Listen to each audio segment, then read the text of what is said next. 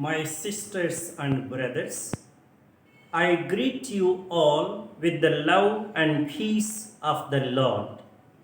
I invite you to meditate together with me on the holy word of God of 15th July 2021. The focus of our reflection: the identity of our God is not in the list of his immeasurable attributes. It is rather in his relationship with us, soaked into compassion and mercy. In the present times, often there is an identity crisis. Many do not know who and what they are. They mistakenly equate their identity with their functions, roles, titles, places, or cultures, etc. Or they glorify their identity with their talents and capacities. That is why, when asked about who they are, the usual answer is, I am a doctor, an engineer, a teacher, leader, servant, or I am an Indian, foreigner, etc. Practically, it may inform one's state of life or area of one's activity.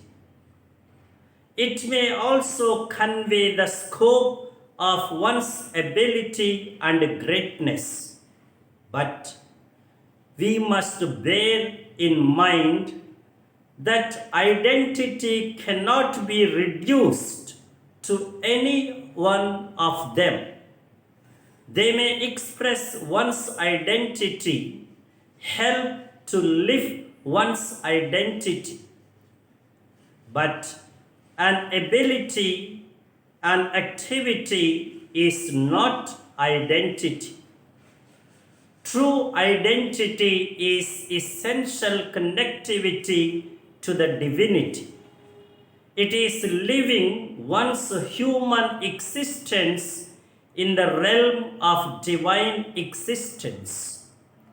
It is sharing in the all-comprising and all-enveloping presence of God.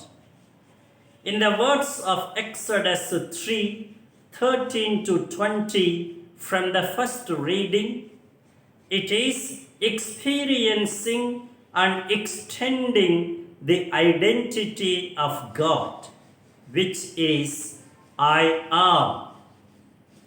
When Moses asked for the name of God, God answered, I am who am. God's identity is not qualified by any other attribute.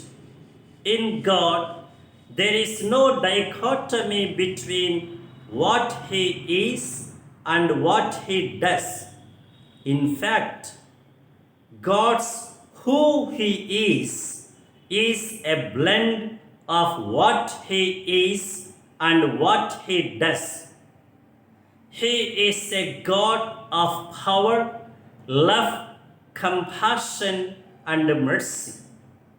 He manifests this nature and identity in his mighty acts and works. He intervenes and rescues them mightily.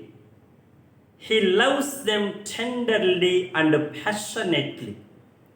He cares for them compassionately.